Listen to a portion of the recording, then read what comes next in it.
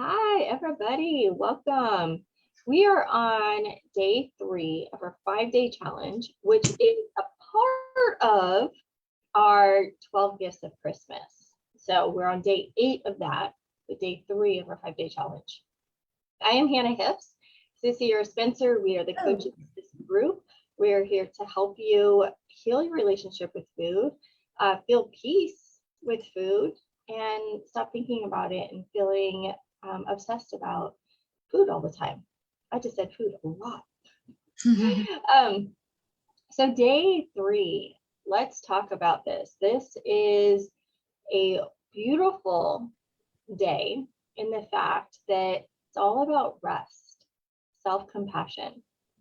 Tell me if you have a hard time resting and a hard time being compassionate for yourself. Are you somebody that constantly beats yourself up and thinks that you're not good enough?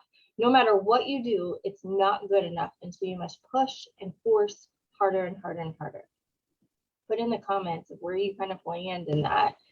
Because most likely if you feel like you're not good enough and you're pushing and forcing, you are not resting. And me and Sarah, right before we got on, we're talking about this. I want you to recognize dieting in itself is very, very masculine. So there's a goal, there's a point of action. Masculine is all about action, action, action. Do. Okay. Majority of us in this group are women. We need rest. We need moments of push. We need moments of flow. We need to be able to flexibility. We have to be able to meander and do all the things. Have you ever cleaned your house and you just kind of end up cleaning, and everywhere you go and you go back and forth, and it's just this beautiful flow, right? If a man looked at it, they're like, why would you do that? Why can't you just do this and this and this and this? Well, we as women really need that spaciousness. We're not taught that. We are taught to do, to manipulate, to make things happen. And what we want to bring you to today and invite you today is to cultivate more compassion, because this is a huge part of the healing process towards your relationship with food. If we do not show ourselves compassion, we are going to get exhausted and tired, and we're going to think that there's something wrong with us, or that we have to change our diet again because what we're doing is not working, when really we're depleted for other reasons. We might not be resting enough. We might not be caring for ourselves enough. We might be exhausted with our thoughts of being not good enough. All of this is going to reflect on how our energy level is, and actually what kind of foods we choose. Because if we're overly tired, we tend to choose foods that are quick and fast energy, which is usually carbs and sugar, high fats, like not the best quality food, I'll say. So something to look at. What would you like to add about this, Sierra? Yeah, I think rest, and I think it's really hard for a lot of people.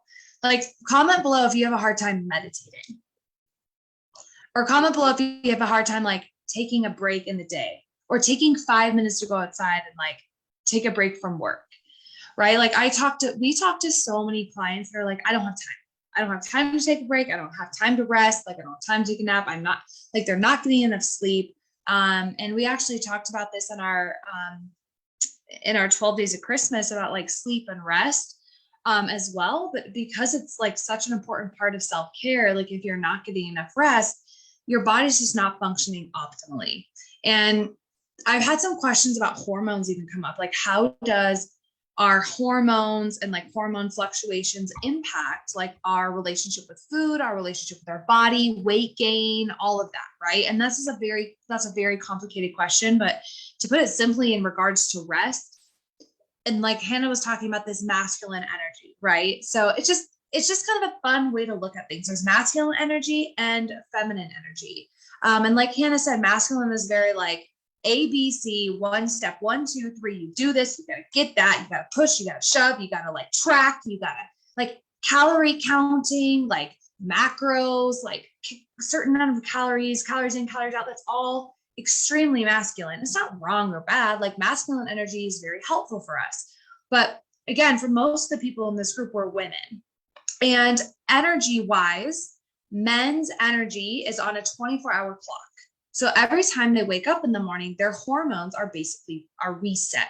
So they wake up in the morning, they have energy, they have an afternoon slump, they go to bed, and it resets.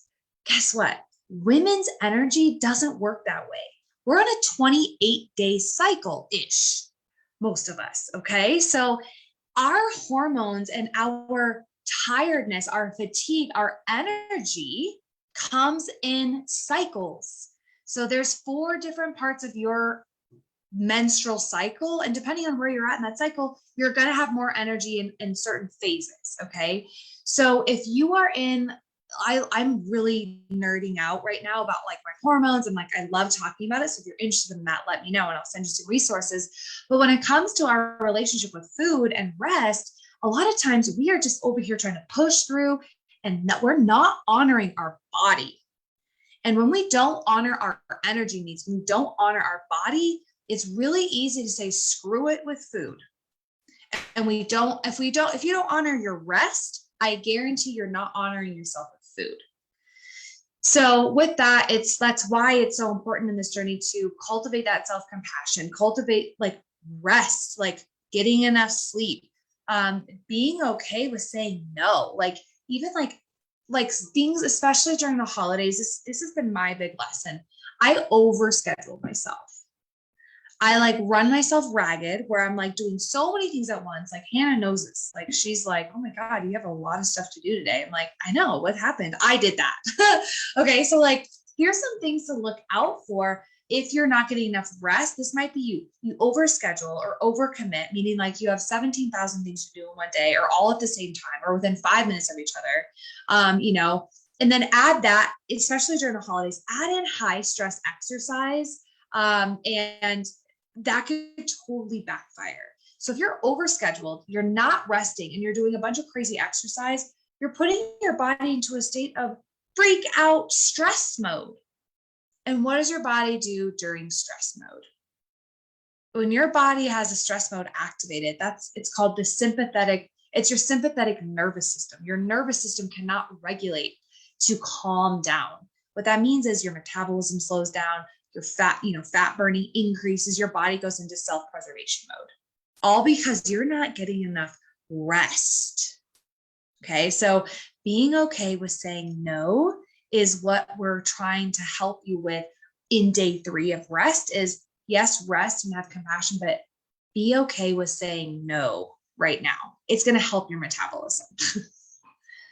Yes, so good. And I want to say hi to Nellie. And Nellie says, I have no problem resting. I have a question for you about that, Nellie. When you're resting, are you giving yourself full permission, or do you feel like you should be doing something else while you're resting?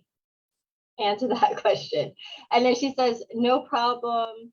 My problem is I can't get up early enough to do my meditation. Are you getting enough sleep? Yeah. Like almost working backwards there, and meditation right early in the morning might not be the best time for you. It might be like on your lunch break, you take 3 minutes and you do some deep breathing. Like meditation's great in the morning. I need meditation in the afternoon. Like when my kids are going crazy, like I feel like I need a break. So like meditation, like you feel free to use, and like meditation doesn't have to be this like 20-minute like nap thing. It's like, it can be 3 minutes of breathing. You know what meditation really is? It's focusing on your breath for one breath. That is meditation, because what that does, when you are focused on your breath, you're not thinking. And the whole point of meditation is to be present, right?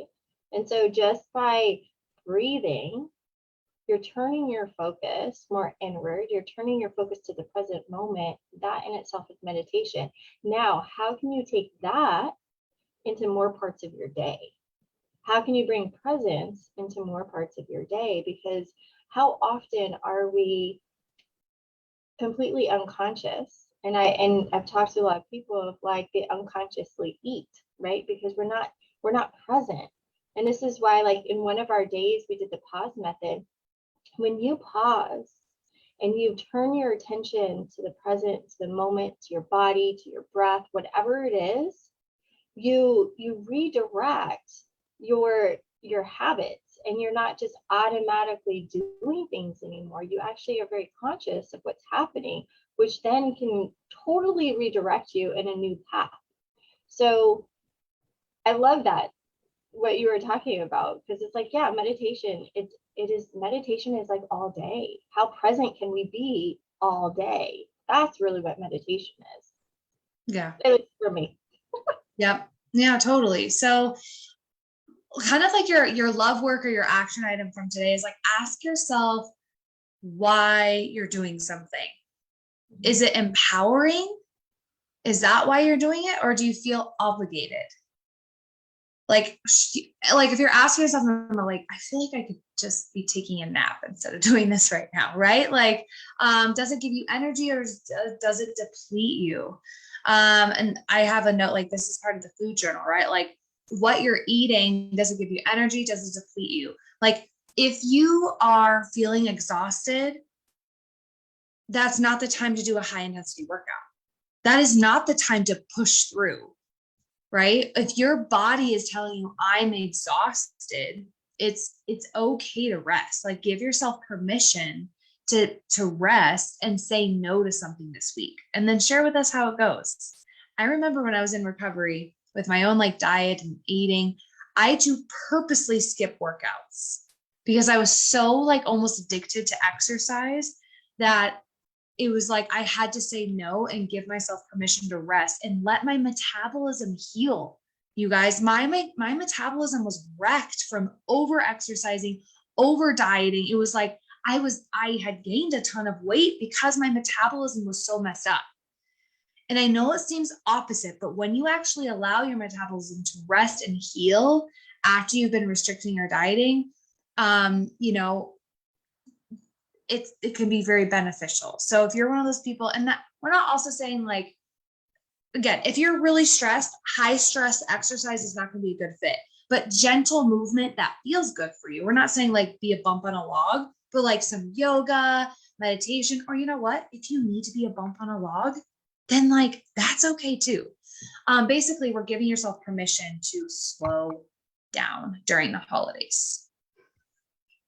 Yeah, slow down. Like, it's all about slowing down, giving yourself, like, really asking yourself what's important to you.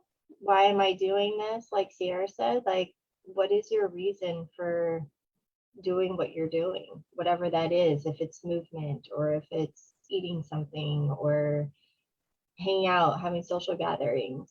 Like, tune in. The whole point is, right, like, we don't trust ourselves enough, so we just begin to obligate ourselves to do things because we don't trust our own being and our own inner guidance, so we turn that off.